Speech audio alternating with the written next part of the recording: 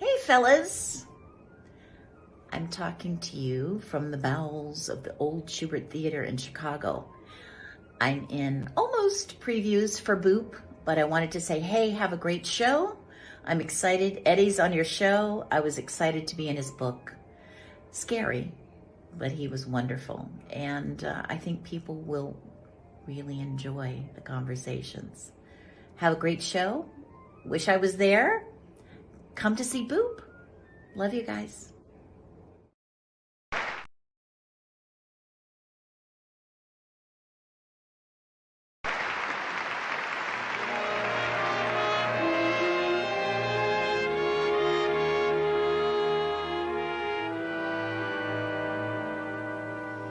It's not where you start, it's where you finish. It's not how you go, it's how you land. 100 to 1 shot, they call him a klutz. Can outrun the favorite, all he needs is the guts. Your final return will not diminish, and you can be the cream of the crop. It's not where you start, it's where you finish. If you start at the top, you're certain to drop. You got to watch your time. Better begin by climbing off the ladder. If you're going to last, you can't make it fast, man. Nobody starts a winner. Give me a slow beginner. Easy does it. Conserve your fine endurance. Easy does it. For that's your life insurance while you are young. Take it wrong after wrong after wrong after wrong after wrong.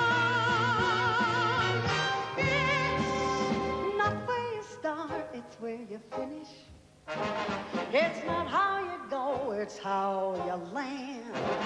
100 to 1 shot, they call him a klutz. Can't outrun the favorite, all he needs is the guts. Your final return will not diminish, and you can be the cream of the crop. It's where you finish, and you're gonna finish on top.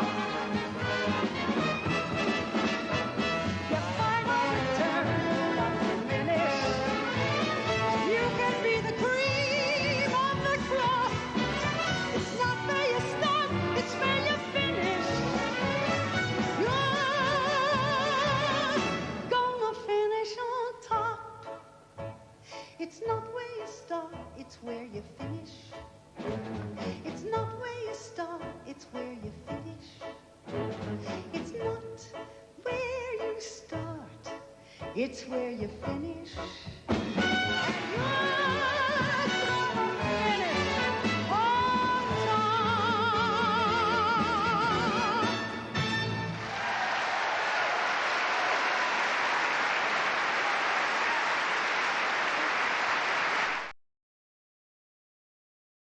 Happy Friday, everyone, and welcome to a very special edition of Richard Skipper Celebrates. Who or what are you celebrating tonight? Tonight, I am celebrating the great leading ladies of Broadway, and to help me do so is this wonderful man right here, Eddie Shapiro. You were here 2 years ago when your book, A Wonderful Guy, came out, and now you've got this incredible follow-up. It's an amazing book. I can't put it down. It should be on the shelves of every theater school in the country, and we need more theater schools, by the way. But we're going to celebrate them tonight, but we're going to celebrate you as well. How are you? Well, honestly, I started tearing up because you just let in first with that surprise message from Faith Prince was so lovely, but then Barbara Cook. On so many levels, as if you know from having read the book, Barbara Cook was the inspiration for all three of the books, starting with this one. So she really was the start of this whole process for me. And to be able to include her chapter in this book now is really fulfilling to me. So that song was so on point, and then hearing her sing again just made me very emotional. So that's how I am. Well, I'm the Barbara Walters of podcasting. There you go. If I can make you tear up, I've done my job. Then I guess we're done. We're just beginning. But you started out on top because your books, first of all, are incredible. The fact that you've gotten the opportunity to interview these great artists, both male and female, on Broadway. You begin your book by telling us that COVID truly helped you out with this book. Yes. And you and I, we sat down and spoke in March of 2021. Right. And thank you, Richard J. Alexander, for putting the bug in your ear to call me to come on the show. So Eden Castile is watching. I don't know if you know Eden, but she has a phenomenal show celebrating another leading lady. That's Madeline Kahn. And that's directed by Faith Prince. And Eden, made this happen with Faith. So thank you, Eden. Oh, thank you. I wanted you. to ask you, what kind of a tree are you? Oh my God. What kind of a tree am I? I wish I knew enough trees. I like to think I'm a fruit-bearing tree, and something flexible that blows in the wind, but pretty damn sturdy. So I bounce it back to Eden to tell me, with that criteria, what kind of tree am I? Well, do you know why she wanted me to ask you this question? No. Because a very famous interview that Barbara Walters had with Katharine Hepburn, and she said, "What kind of a tree are you?" And Katharine Hepburn says, "I am a mighty oak." So you are a fruit-bearing tree. And a few hellos that I have for you tonight. First of all, Kelly O'Hara is on stage tonight at Carnegie Hall with Sutton Foster. Yes, in fact, Richard, you had scheduled this at 8 o'clock. And the reason I had to move the time is because I'm going straight from here to Carnegie Hall. So how do you get there? Practice, or Kelly O'Hara. So she sends her love. And I'm sorry that she wasn't able to be on here tonight. Also, Rachel York is out at sea. And then, and I didn't even know about this event just a few days ago. You were at the Drama Bookshop, and look at this incredible photo. Yeah, that was lovely. It was really, really, I'm so moved and honored that these women wanted to show up and help promote the book. And we had an incredibly robust talk that went on and on. The Drama Bookshop planned on it being an hour, and they just let it keep going because there was so much. How could you stop them? Right, exactly. With that much electricity in the room. But I want to ask you, Faith said in her introduction that being interviewed by you was scary.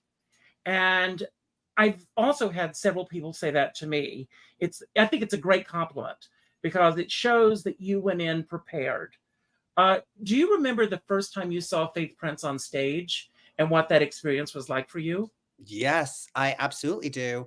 I saw Faith Prince I remember being at the very first preview of Jerome Robbins' Broadway, and being, of course, I was so overwhelmed by the show. I went back the next night, but I didn't know from Faith Prince, and there she was in that cavalcade of talent, being so outstanding, particularly in the Gypsy number, but also in the I Still Get Jealous number with Jason Alexander. And then very shortly thereafter, that was a very fruitful period for her. It was Falsetto Land and Nick and Nora and Guys and Dolls, all within a few year span. And she was blowing it up with such different and varied performances. And I absolutely fell in love with her. And I chased her hard. When I was doing this book, when I was doing Nothing Like a Dame, I approached her with flowers in hand at a concert in Costa Mesa, California. And I had them delivered backstage. And she came out afterwards and she said, "Yes, of course I'll do your book. And I will, because my name is Faith." And I walked away and I said, "No, your name is not Trust." But okay, sure. So But then as it came time, we kept scheduling, and she kept kind of having to cancel or avoid or whatever. And she was really kind of dodging me. And I think that she sort of admitted it here that it was scary to her. And she ended up not doing that first book. And then when I had the opportunity to do a second one, I approached her again, and she finally agreed to it. But she, sort of revisiting all of this stuff and going through your entire chronology with somebody who is asking questions that are just, not surfacey questions, is a lot for some people, and it's challenging. And she was nervous. But I'm gratified. I mean, as you saw, she was at the drama bookshop and talking to you now. So I'm gratified, always gratified with, at the end of it, they come out feeling like, oh, actually that was pretty nice and pretty great. And I felt taken care of, and I felt like I could trust. Well, I want to talk a little bit about fear, because the chapter on Barbara Cook was overwhelming to me. I mean, first of all, I remember the first time I saw her on stage, it was in concert when she was doing her Barbara Cook on Broadway concert. Yeah. And I saw it 6 times. I kept going back. Yes. And it was, and any chance that I got to see Barbara Cook live, it was a masterclass every single time. And she is so forthright and so honest with you about her fears, from the very beginning. And those fears never left her. Yeah. Yeah. And the humanity of that was shocking to me, because Barbara Cook was actually one of the very first interviews I did for Nothing Like a Dame. And so I wasn't prepared for that level of honesty. And I was really moved.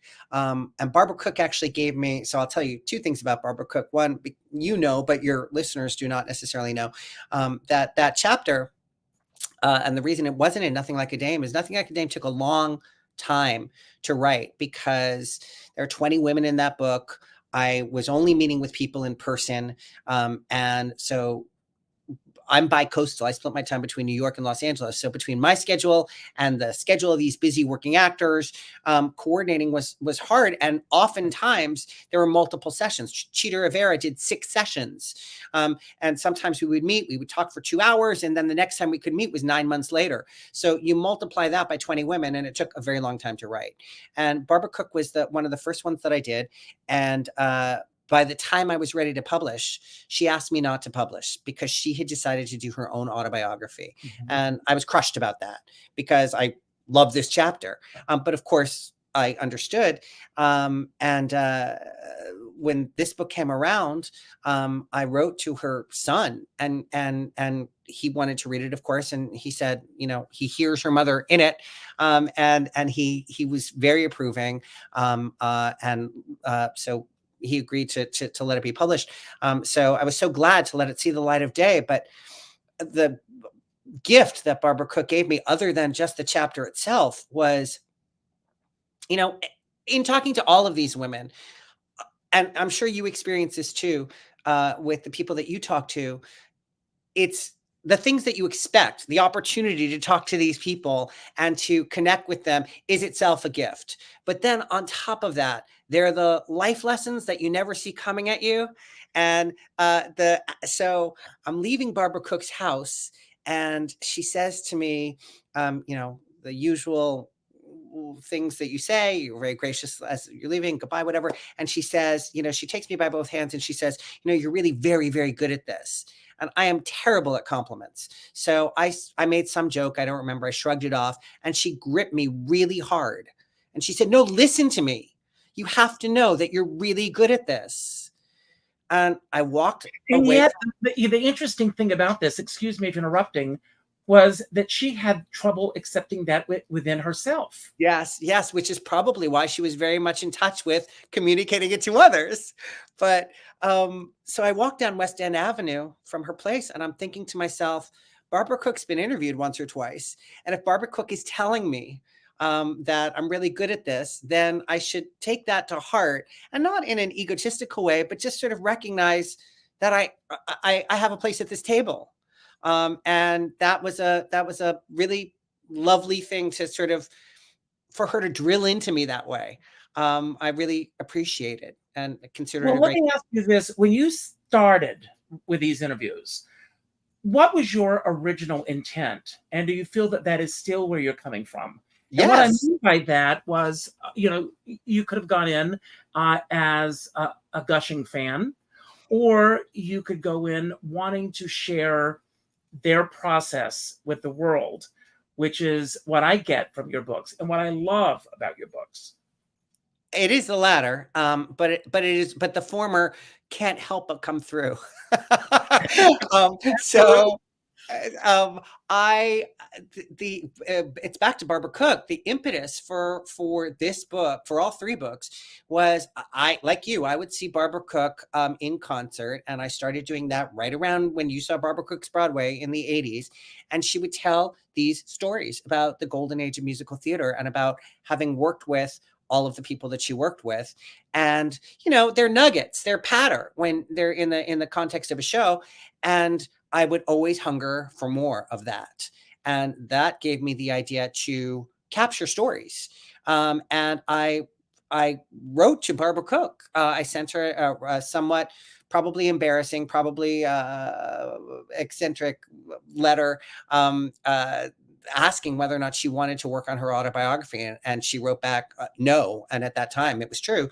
Although of course she later did one, but that still got me thinking, well, why stop at Barbara Cook? There are, many stories to capture. So I wrote to her again and I said, what if you were only a chapter in a book as opposed to the whole book?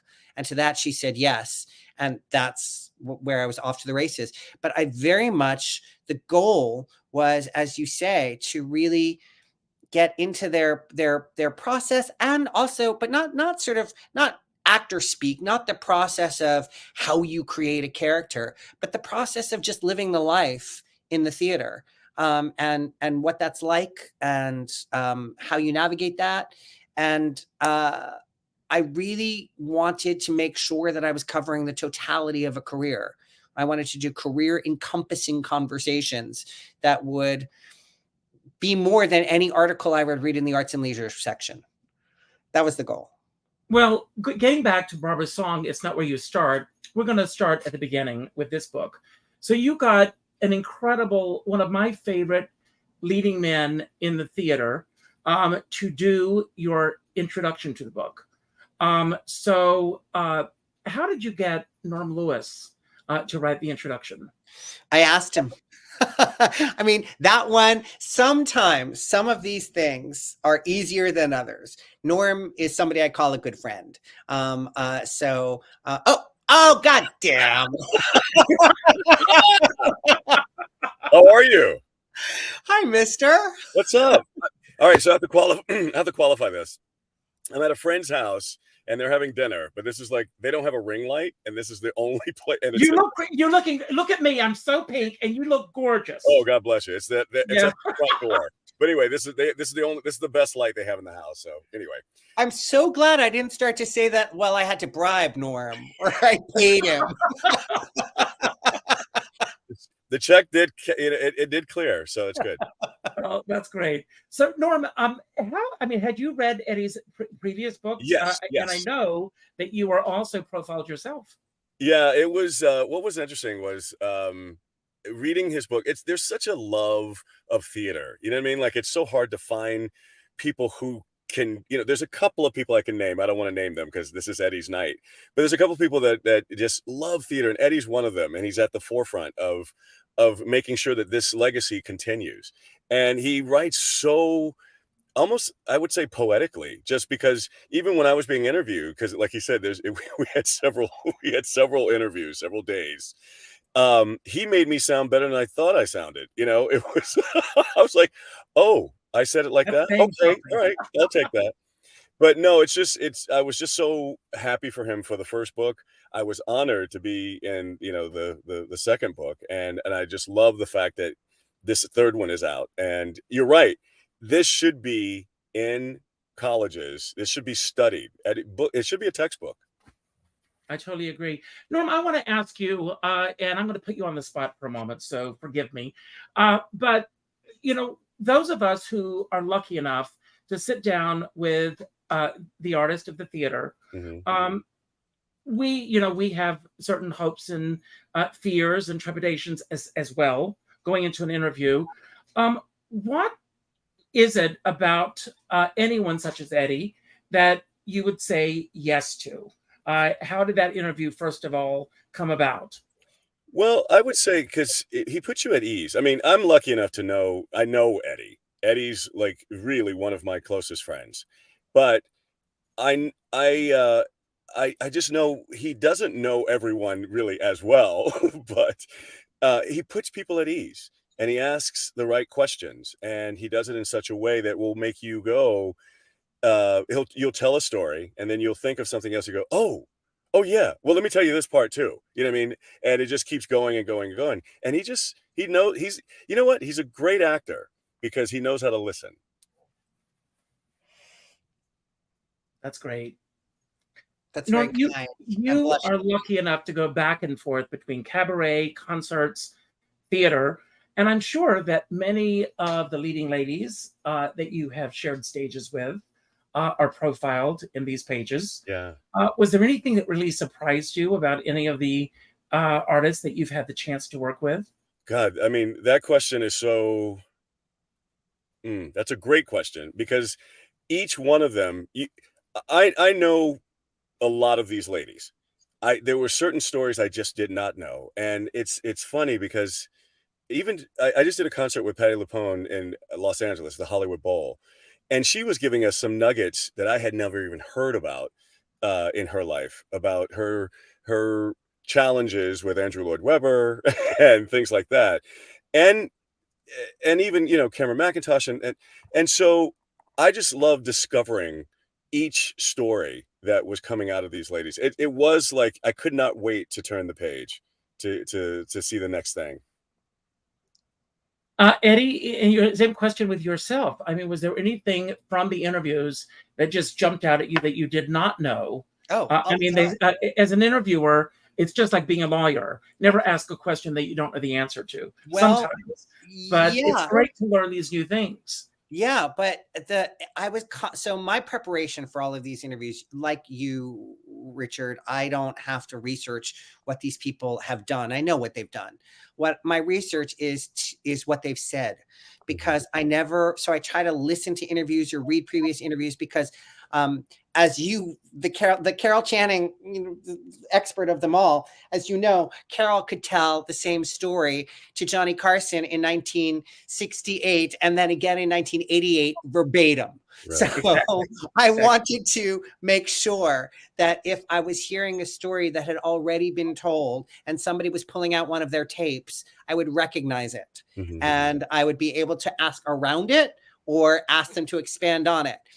So that was my prep, but still I would be on topics or talking about, this or that show. And all of a sudden Christine Ebersole drops, oh, well, that night was rough for me because I was hemorrhaging because, I needed a hysterectomy a couple of days later. And I was like, what?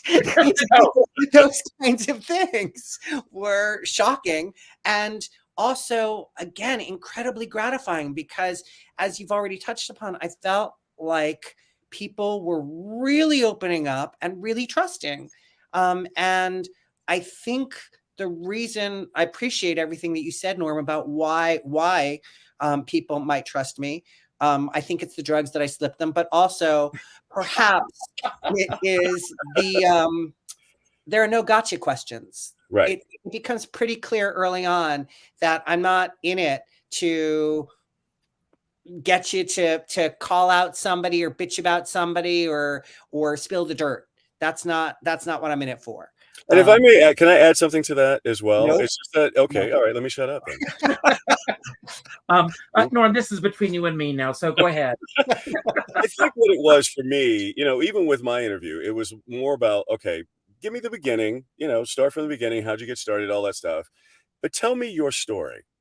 And he allowed me, and he allowed, I'm sure, everyone else, and that's what it seems like from reading it. He allowed us to tell our story in our way. And then he crafted it and put it together in Eddie's way.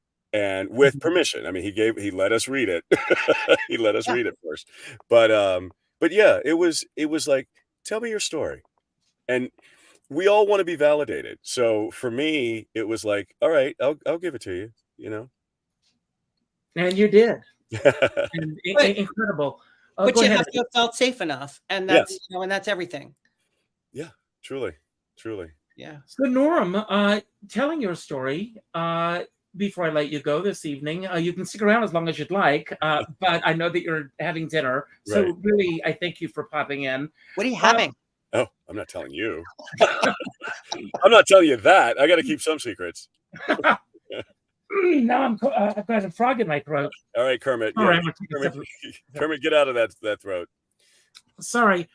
So would you consider writing your own book? You know, I've been approached a couple of times. Eddie has mentioned that too, and he definitely would be someone who I would go and counsel with, if not use as a ghostwriter. But yeah, I've been approached. I've been approached a couple of times, and I think that I might do that. I want to give myself a couple more years because I'm still pretty young. And there's silence. Anyway, No, you actually, are. what's so interesting to me, I'm sorry, this isn't about, but what's interesting to me about, telling your story, if I were to work with you on your story, this is now a conversation that shouldn't be on the air, but here we go. If I were to work with you on your story, it's a whole other thing than what I did, because what you're focused on now and what has happened even since we talked for Wonderful Guy, since George Floyd, since Black Theater United, since like there's a whole different energy and awareness of being a working Black artist, and the responsibilities that come with that, and so there's a whole different focus that I would want to go for. Yeah, absolutely. And I love you for saying that, because there have been many artists, I see myself as just a journeyman, just trying to get another job. But there are many people who have come up to me, especially people of color, and especially males of color, who have said that I'm an inspiration to them. So there was a responsibility to that. So yeah, I definitely would want something out there to represent me in the best way. Well, Norm, yesterday I got a phone call from my friend Jackie Parker, who I think you know very well. Yeah. And she was at the Oscar Hammerstein Awards on Monday night, right, where Patti LuPone was being honored. Right. And she said, your rendition of Being Alive, she said for the first time she heard the song. Oh, wow. Wow. I bet Patti wouldn't have liked to hear that. Well, Patti will watch this later, and Patti, come on the show. We can discuss that. Exactly. So congratulations on everything. And Norm, you always are welcome here. Thank you. You're one of my favorites. You know that. Oh, God bless you. I appreciate it. Let me give myself a shameless plug. I will be at Carnegie Hall December 22nd and 23rd. So come and see me for Christmas. And also, and before that, you're at the Catalina Club in California. Yeah. So if you happen to be in California, come see me at Catalina Club December 12th and 13th. This is not Make sure that I have all that information. I'll put it on the website. Perfect. And this is not about me. It's about Eddie. I love you, buddy. Congratulations. And thank you so much, Richard, for allowing me to be on here. Thank you for coming. Thank you so much. Thank you for this. Enjoy your dinner. Bye. That was awesome. Wasn't that fun?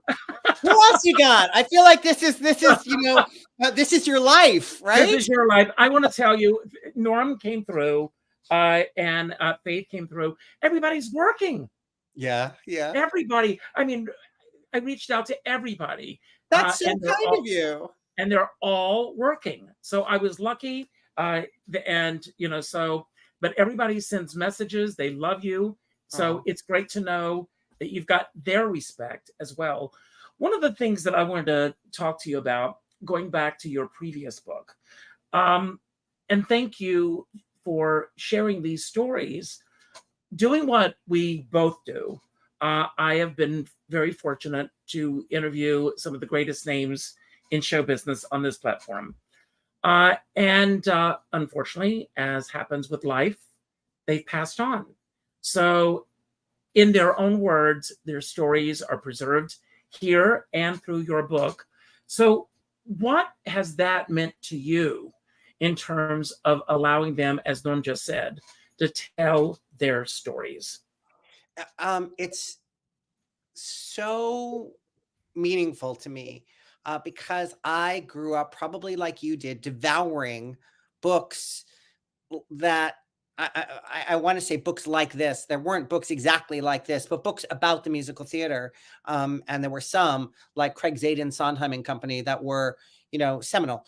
So to be able to add to that canon, and leave a legacy of these stories is so meaningful to me on that level, but it also means so much. People like John Cullum and Michael Cerveris have both said to me in so many words that they feel like Michael Cerveris said, good. Now, if anybody, once he read his chapter, he said, if anybody ever asks me anything about my career, I just have a place to refer them. I just say, go read that, which is incredibly gratifying. But also in the, one of the legacy things that you speak of, and Norm is fresh on my brain right now, obviously. Norm recommended, I had asked Marin Mazzie about participating in these books, and she agreed to do it. And then, of course, I missed her, and I happened to be on the phone with Norm and mentioned that, and he said, "Do it anyway." I was like, "What are you talking about? You want me to get a Ouija board?" And he said, do a chapter on her anyway. So that got me thinking. I thought, well, how could I do a chapter on her anyway in the way that I want to do it? Because what I do is oral history, and I wasn't interested in sort of opining on Marin.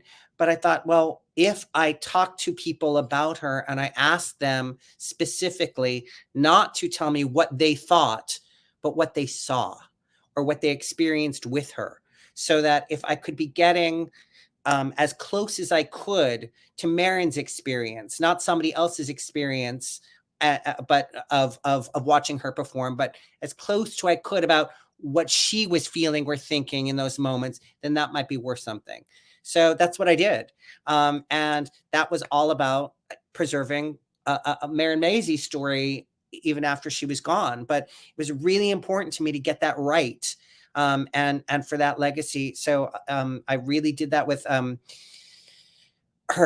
Jason, her widower's blessing, and of course his participation. And yeah, it strikes me as a supreme responsibility, and one I take very seriously, and one I'm proud to have the subjects say does what it's meant to do. Well, I have to say that was really one of my, I cried throughout the entire chapter because I felt that I was hearing her voice through this. So congratulations on that. And thank you, Norm, for the suggestion to go that route. Because, and one of the things that Norm mentioned earlier, and I really admire this about you as well, because I can honestly say that we're on the same wavelength with this. These gotcha questions and these bait and switch interviews are a big turnoff to me. Yeah. And I have seen many celebrities be thrust into a spotlight that they truly should not be thrust into. To me, I'm interested in their craft. I'm interested in their process, and their private lives are off bounds to me. I don't want to know the nitty gritty of their day-to-day life unless it has a bearing on their art. Yes, exactly. And frequently that's exactly the context in which it comes up in these chapters, because sometimes their private life directly affects their working life, and that is interesting. And sometimes also the gotcha questions or the gossip, it comes out anyway, right? Mm-hmm. You get dishy, fun, juicy stories without having to entrap somebody. They'll share, Now, with each of these books, did you start out with a list of people that you were like holy grail items that you were going to go after? Or what was your process in terms of putting each of these books together? Yes. I mean, yes. For the first book in particular, I had an exhaustive list of people I wanted to include, and books being and publishing being what it is. And since nobody was going to let me publish a 20-volume tome, I had to call the list. Because I knew I wanted the chapters long, because as I said, I wanted career encompassing conversations. So for that first book, I limited it to just Tony Award winners so that I could have a natural, I don't want to say weeding out, because that sounds like those who didn't make it were weeds, but a natural narrowing of the field, so that I didn't end up with, well, why her, not her? But it was a long list, and that's part of the reason why I wanted to do a second book on women, because there were still many more who I wanted to capture. And there are some, to this day, they're the ones that got away. There are a few people who have turned me down, or one in particular who just decided she didn't want her chapter published. After that happened to me. I did an interview with someone when I was writing my blog, for my Call on Dolly project. And after she said, "It's not you. I feel that I have given too much of my soul," is what she said. And perhaps I want to write my own book someday. And I'll tell you, one of the funniest, Marnie Nixon, I had interviewed. And Marnie Nixon, her book was about to come out, and I had not read her book. And after I did the interview, she called me hysterical. She said, "Your interview was so great, no one will buy my book." And it would be the opposite. It would be an appetite whetter. Well, the interview ran because I was able to convince her, because I said, we did not focus on what is she most known for? Her ghost singing. Right. And that's not where you stuck. I did not focus on that because I knew that she was writing her book. Right. And we focused on her opera career and her early days. And I said, this is a teaser to get everyone to buy your book. And she was convinced that that was the right thing to do. Well, I tried that same argument with Barbara Cook. It didn't fly. But shout out to our friend Tom Santapietro, who was her co-writer on that book. So how long did it take you on Nothing Like a Dame? That took 4 years. And in part, as I said, because everybody was working. The other books took me less time because of Nothing Like a Dame. Getting those, because before Nothing Like a Dame, some of these women knew me already. Chita Rivera, Kristen Chenoweth, I had interviewed in magazines. So that was easy. But for most of these women, they had no reason to trust me. I was some random guy chasing them for this book. After Nothing Like a Dame, I had a calling card so that when I was writing to Joel Grey and saying, I want you for this book, he could look at Nothing Like a Dame, understand exactly where I was coming from, and it was much easier to sort of move forward. And then, as you already mentioned, Here's to the Lady was written all via, or virtually all via Zoom, because we were all in lockdown. And since everybody was in lockdown, everybody had time. So I wasn't having to go through the scheduling issues that I was doing for the first 2 books. And I was able to get that out faster. But Nothing Like a Dame took 4 years. Well, obviously with me, my shows are an hour, so they cut off with that hour. I'm respectful of your time and the audience's time. But with you, I mean, these interviews would go on 5, 6, 7, maybe 13, more. 14, 15 hours. Yeah. Hours. When do you know, in terms of what you're doing in these books? Incredible. Everyone, we're going to talk about how you can get the books later. But writing these books, when do you know that that chapter is now done? Oh, that's actually easy, because I do talk to them chronologically. So I will start at the beginning and get to the end. So we're done when we get to, whatever the last thing that they've been working on or what they're about to be working on, and then we're done. But it's actually, as we're talking about each show and deciding when it's time to move on from that show, that's harder. Because sometimes it's obvious. Sometimes it's clear. We've exhausted the subject. But sometimes I feel like, okay, I've spent so much time on this one show. I have to move on, or the chapter is going to be too heavily weighted, even though I can continue to talk about this one show. So it's a balancing act. Now, you mentioned that with A Wonderful Guy, that you basically had a calling card, and now you've got 2 calling cards. Well, now you've got 3 calling cards. But getting to this book, were there any, and you don't have to mention names, any Holy Grail interviews that did get away? Yeah.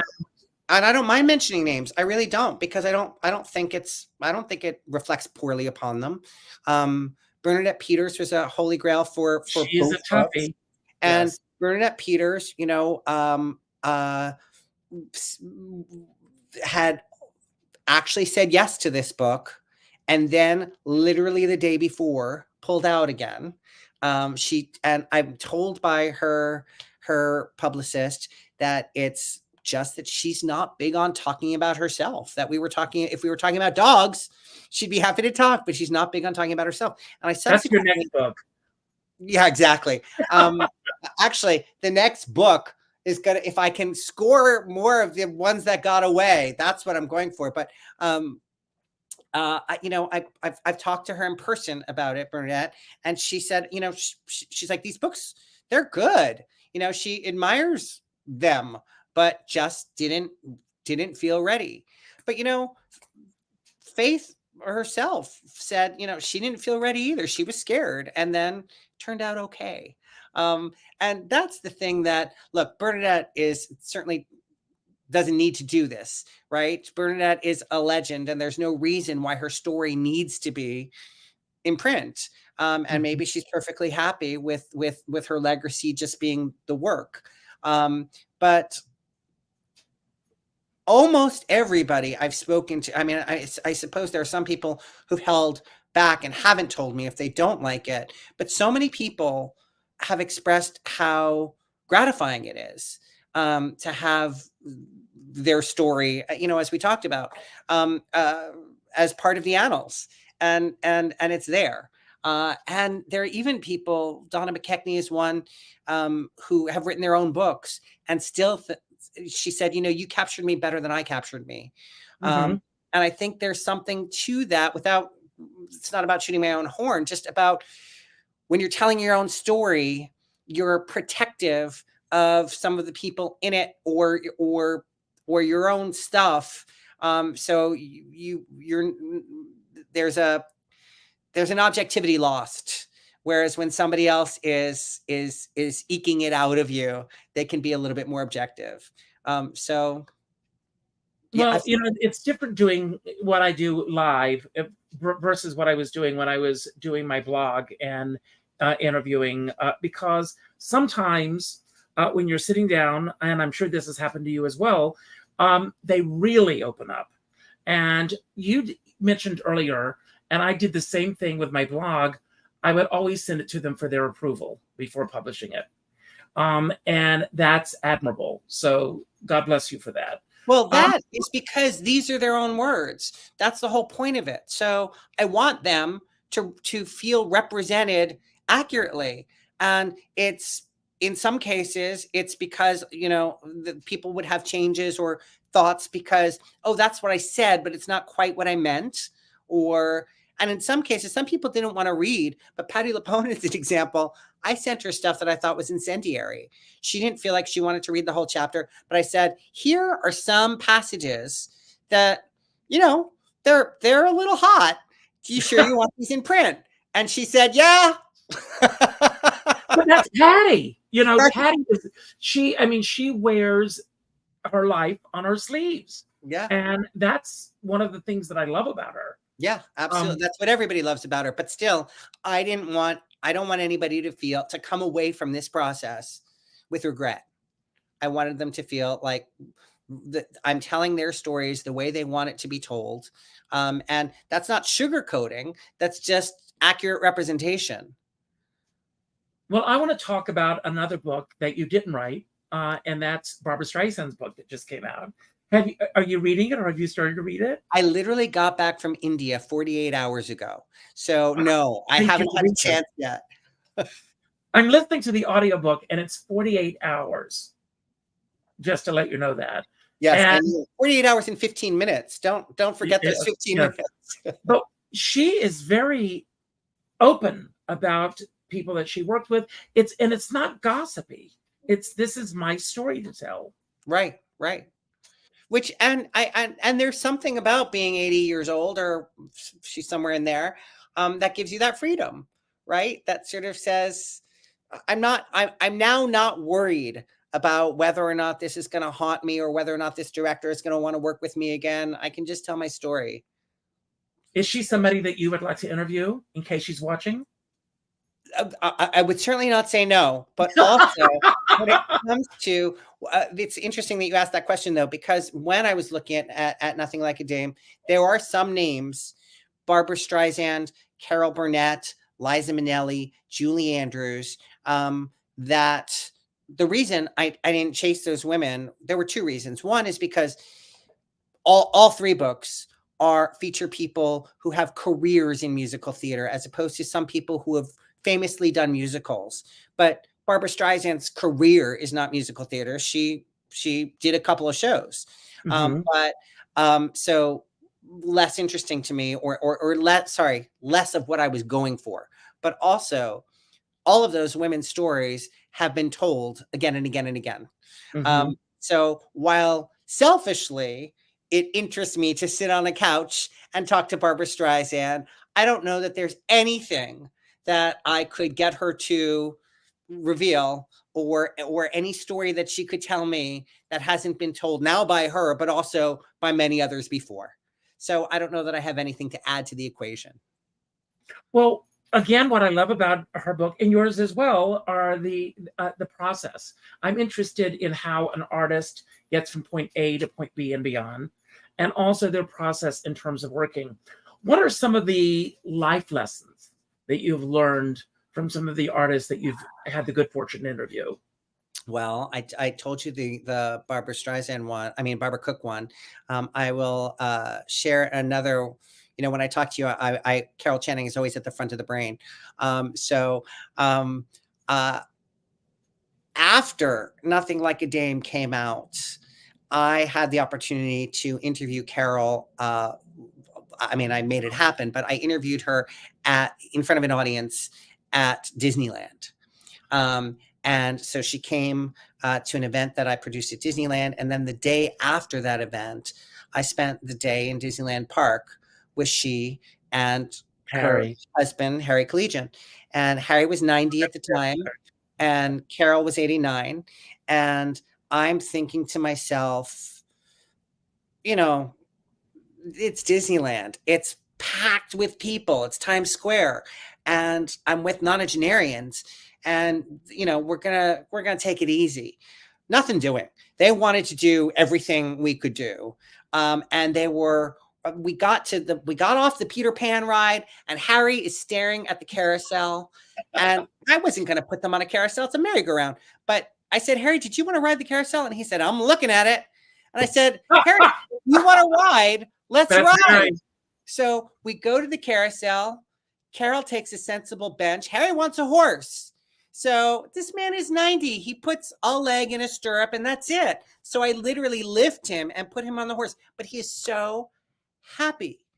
And at the end of the day, I was really struck by, and this happened to coincide with my mother's own depression in that period. She was quite unhappy with her own aging, and was really seriously depressed about it. And I was looking at these people determined, despite their limitations, to squeeze every ounce of juice they could out of what life opportunities they had. And of course, that's true of their marriage to begin with, this late life marriage. And I thought, God, I don't know what the aging process is going to be for me. And I don't know what way what kind of condition I will be in. But to the extent that these things are a choice, Please let me remember to choose this. Please let me remember to choose to keep embracing life and keep doing everything I can possibly do, because it was beautiful. And Harry actually would call me. He died that same year, but he would call me every few weeks and just catch up. And he always said, that day was so magical. You don't know what kind of gift you gave us, Eddie. And I said, Harry, you don't know the kind of gift you gave me, because it really was a gift. Sorry, that's a long story, but that's the kind of life. I absolutely love it. Harry died the day after Christmas. Yes. And every year on Christmas Day, I would get a phone call from Carol and Harry, and Carol would always say, Richard, this is your Christmas carol. And I got that every year. And that year I didn't get the call. And I did not know. And then the next day when Missy, his daughter, called to tell me that he had passed away, it was heartbreaking. But at the same time, I look at a person's life, and if they are lucky enough to live such a long life, and they live to the very end, which they both did. I mean, he had an aneurysm, and she was on stage. It happened after the performance in Palm Springs. So he was in the theater up until the very end, and he chose not to get, not to have the medical treatment that it would have taken. That would have meant going to UCLA, but right. They lived their life to the absolute fullest, and she lived for the theater, and it was her passion, and that comes across in your chapter on her. Yeah, I have. So one of the great things that she said to me when I was leaving her house for the first time, she said, well, thank you so much for being so interested. And I said, interested? Carol, isn't everybody who talks to you interested in talking to you? And she said, well, no. At some point when you have more time, I will privately share. I was with her at an interview once that didn't go so well. Because the interviewer was more interested in the questions he was asking than what she had to say. And she stopped him. Wow. Stop it. Excuse me. Good for her. Good for her. It was quite an interesting thing. I mean, again, I'm so fascinated in the fact that once you get them on this journey, because it is a journey, telling their stories, that they do want to come back and they want to spend 13, 14, 15 hours with you. Yeah. What's your secret to that? Oh, I can't be objective about that. I've been asked that question, and my wit, my charm, I don't know. It's your interest. You're interested in it. Yes, it is perhaps my interest. It is perhaps my, Norm alluded to it. I think it is the combination of preparedness, but also it's very clear that my love for and appreciation for them and their work and what they bring and the industry to which they've devoted their lives, that's all real. So they can feel that. They can feel that I'm not some reporter on assignment. And that makes a difference, I guess. Again, I can't speak for these people. I can only say I feel both blessed and privileged that they do trust me enough to open up the way that they do, and to tell their stories for that amount of time. Now, you said you just got back from India. Were you able to enjoy yourself, or were you writing a book on Bollywood while you were there? No, I was there strictly to explore. I actually was on a cruise that started in Athens and ended in Dubai. And then while I was in Dubai, I thought, well, what's nearby that I haven't seen? So I flew over to India for 8 days and spent 8 days there. And you're going to Carnegie Hall tonight to see Kelly O'Hara. Give her my love, and congratulations. I'm going to give my closing remarks. Then I'm going to leave the screen and I'm going to let you have your closing remarks. But we're going to close with Marin Mazzie, because I wanted to open with Barbara Cook. And I wanted to close with Marin Mazzie because that's the bookends to your book, and also that incredible introduction with Norm Lewis. And I found this tribute to Marin on YouTube. So with all due respect to the person who put it together, thank you for allowing us to use this tonight. I want to let everyone know there are 3 books. Here's to the Ladies, Nothing Like a Dame. A wonderful guy. Nothing Like a Dame is on my shelf. But yes, it's right behind you. This is what I want you all to do. Call your favorite bookseller and ask if they have any of these books. And if they don't, have them watch this interview and tell them that these books should be on their shelves. It's very easy. You can go to Amazon.com and order the book, but I'm a big proponent for independent booksellers. So if you can do that, that will get this book into other stores as well. So it's important to do that. And if they're not willing to do that, shame on them. They can go to Amazon or Barnes & Noble or the Drama Bookshop in New York City and get it there. And the Drama Bookshop, by the way, that picture that you showed at the beginning, the ladies who were there and we were there right before I left on my trip. We signed a bunch of books there. Thank you. We all signed a bunch of books that are still there in the Drama Bookshop. So if you, I'm assuming they still have some in stock. So at the Drama Bookshop, you can get them signed by myself and those women. And what great Christmas gifts these would be, or holiday gifts, whatever it is that you celebrate. As I say with all my shows, celebrate. I end every show by telling everyone to go out and do something nice for somebody else without expecting anything in return. Pick up the phone and call someone that you haven't spoken to in a long time.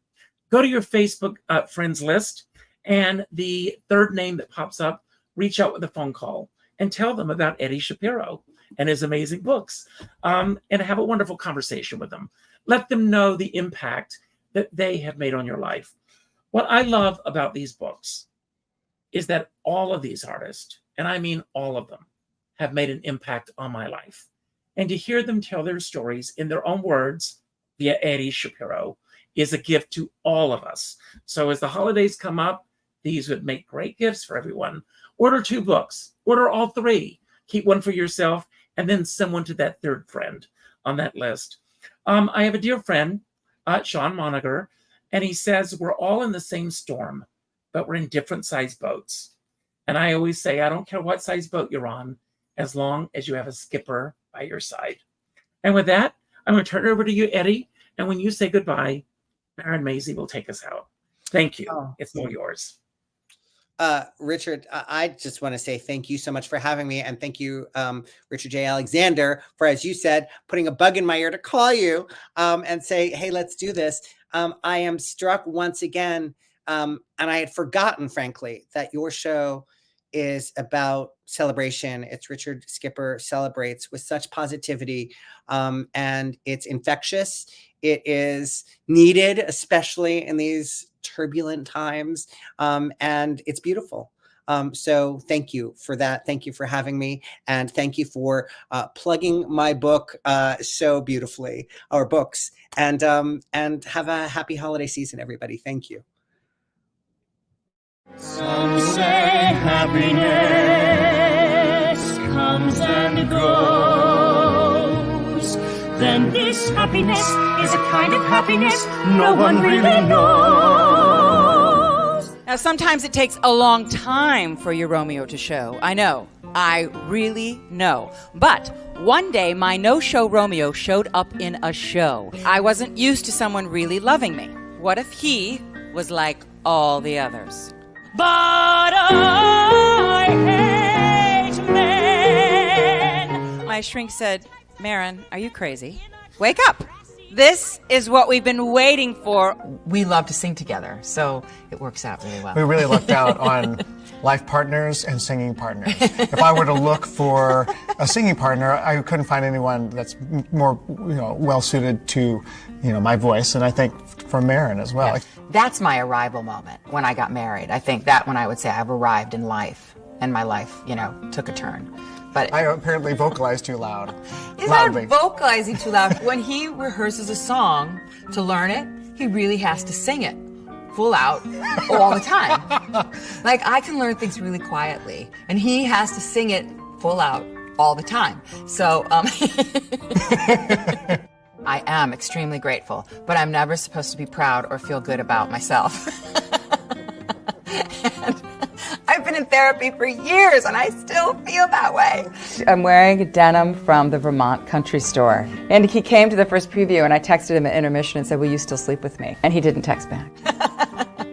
My husband is over here laughing because he knows it's true. The roles usually performed by Marin Mazzie will now be performed by Marin Mazzie. Don't speak, be silent, please, don't speak, be silent. And as we started rehearsal, I started to fill up, just bloating, which was very odd for me, something that really never happens to me. I was on the phone with my internist and saying, this is strange, and he said, it looks like you have some growths in your ovaries. On the 6th of May, Wednesday the 6th of May, the day I will never forget, I learned that I indeed had ovarian cancer. And I stepped out on stage and sang, life is what you do while you're waiting to die. And I was like, John Kander and Fred Ebb are scoring my life right now. Life is what you do while you're waiting to die. Life is how the time goes by.